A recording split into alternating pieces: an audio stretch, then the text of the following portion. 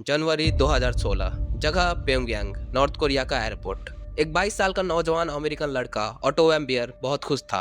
उसका 5 दिन का नॉर्थ कोरिया का सफर खत्म हो चुका था और वो अपने देश अमेरिका वापस लौटने के लिए अपनी फ्लाइट पकड़ने वाला था।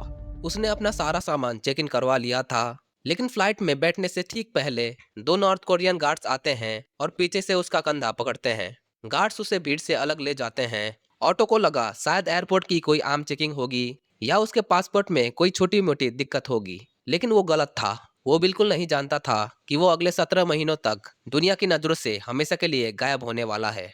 जब 17 महीने बाद वो वापस अपने घर लौटा तो वो बोल नहीं सकता था, देख नहीं सकता था और सुन भी नहीं सकता था। आखिर उन 17 महीनों में नॉर्थ कोरिया की उन खौफनाक और अंधेरी जेलों के पीछे उसके साथ क्या हुआ।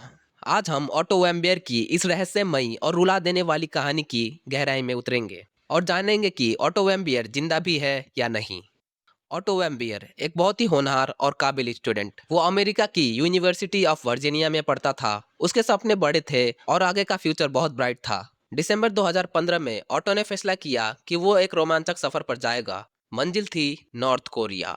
नॉर्थ कोरिया को हर्मिट किंगडम यानी दुनिया से बिल्कुल कटा हुआ देश कहा जाता है। वहां जाना किसी खतरे से कम नहीं है, लेकिन ऑटो को नए कल्चर और नई जगहों को देखने का शौक था। उसने चाइना की एक ट्रैवल एजेंसी के जरिए 5 दिन का टूर पैकेज लिया। न्यू ईयर्स ईव का दिन था। ऑटो और उसके बचे हुए टूर मेंबर्स प्योंगयांग के यांगाक्डो इंटरनेशनल होटल में रुके हुए थे। सब कुछ बिल्कुल नॉर्मल लग रहा था। रात को पार्टी हुई, सबने हंसी मजाक किया, लेकिन उस रात की एक छोटी सी घटना ने ऑटो की जिंदगी हमेशा के लिए बदल दी। नॉर्थ कोरियन पुलिस का दावा था कि 1 जनवरी की सुबह ऑटो चुपके से होटल के उस हिस्से में घुस गया जो सिर्फ स्टाफ के लिए था और वहां से उसने एक पॉलिटिकल पोस्टर चुराने की कोशिश की। ये पोस्टर नॉर्थ कोरिया के लीडर्स की तारीफ में लिखा गया था। अब आप सोच रहे होंगे कि एक पोस्टर चुराना कौन सी बड़ी बात है, लेकिन नॉर्थ कोरिया में उनके लीडर्स को भगवान का दर्जा दिया जाता है। उनकी तस्वीर या पोस्टर को नुकसान पहुंचाना या चुराना देशद्रोह जैसा बहुत बड़ा गुनाह माना जाता है। 2 जनवरी को जब ऑटो एयरपोर्ट पर था, उसे इसी इल्जाम में अरेस्ट कर लिया गया। शुरुआत में सबको लगा कि ये नॉर्थ कोरिया की एक चाल है। नॉर्थ कोरिया अक्सर अमेरिका पर दबाव बनाने के लिए उनके नागरिकों को अरेस्ट कर लेता था ताकि अमेरिका से कोई डील कर सके, लेकिन इस बार मामला बहुत अलग और आगे बढ़ चुका था। कुछ हफ्तों बाद ऑटो को नॉर्थ कोरिया के नेशनल टेलीविजन पर दिखाया गया। ये फुटेज देखकर पूरी दुनिया सन्न रह गई। ऑटो बुरी तरह रो रहा था, दोनों हाथ जोड़कर माफी मांग रहा था। उसने रोते हुए कहा कि मैंने वो पोस्टर चुराया था ताकि मैं उसे अपने देश ले जा सकूं। मुझसे बहुत बड़ी गलती हो गई है। लेकिन उसके चेहरे का डर बता रहा था कि ये सब उसे जबरदस्ती बुलवाया जा रहा था। नॉर्थ कोरियन कोर्ट ने सिर्फ 1 घंटे की सुनवाई में ऑटो को देश के खिलाफ दुश्मन का दोषी मान लिया और उसे 15 साल की कड़ी जेल की सजा सुना दी। उस वक्त टीवी पर ऑटो की आंखों में जो खौफ था वो आज भी देखने वालों की रूह कपा देता है। सजा सुनाने के बाद ऑटो जैसे दुनिया के लिए गायब हो गया। महीने गुजरने लगे। 1, 2, 5, 10 और फिर 17 महीने निकल गए। उसके माँ बाप दिन रात तड़पते रहे। उन्हें एक भी खबर, एक भी चिट्ठी नहीं मिली कि उनका बेटा जिंदा भी है या नहीं। अमेरिका की सरकार लगातार नॉर्थ कोरिया से बात करने की कोशिश कर रही थी, लेकिन वहां से कोई जवाब नहीं मिल रहा था। जून 2017 में अचानक से एक खबर आई कि नॉर्थ कोरिया ऑटो वैम्बियर को छोड़ने के लिए तैयार हो गया है। उन्होंने कहा कि हम उसे इंसानियत के नाते रिहा कर रहे हैं।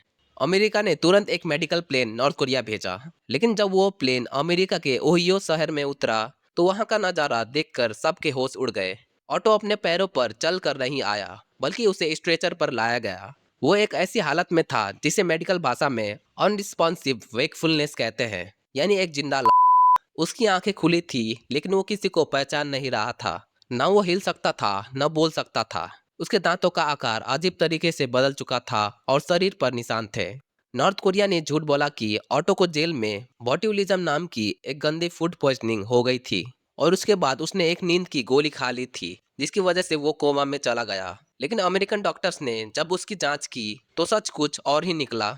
डॉक्टर्स ने बताया कि उसके दिमाग को लंबे समय तक ऑक्सीजन नहीं मिली थी, जिसकी वजह से उसका ब्रेन पूरी तरह से खत्म हो चुका था। अपने माँ बाप के पास वापस आने के महज 6 दिन बाद 19 जून 2017 को ऑटो वाम्बियर इस दुनिया से चला गया।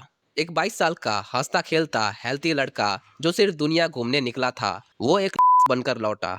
ऑटो की मौत ने पूरी दुनिया को हिलाकर रख दिया। नॉर्थ कोरिया पर बड़े सवाल उठने लगे। क्या उन्होंने जेल में ऑटो को बुरी तरह टॉर्चर किया था? क्या उसे मारा पीटा गया था? कुछ रिपोर्ट्स में ये भी सामने आया कि शायद पिलास से उसके आगे के दांतों को खींचा गया था, जो नॉर्थ कोरिया में टॉर्चर करने का एक पुराना तरीका है। आज भी ये एक रहस्य ही है कि आखिर उन 17 महीनों में उन बंद कमरों में ऑटो के साथ क्या क्या हादसे हुए। नॉर्थ कोरिया ने कभी अपनी गलती नहीं मानी और सारी बातों से इनकार कर दिया। ऑटो के पेरेंट्स ने आगे चलकर नॉर्थ कोरिया के खिलाफ अमेरिका में एक केस फाइल किया और वो जीते भी। कोर्ट ने नॉर्थ कोरिया पर करोड़ों रुपए का फाइन लगाया, लेकिन किसी भी कीमत पर उनका जवान बेटा वापस नहीं आ सकता था।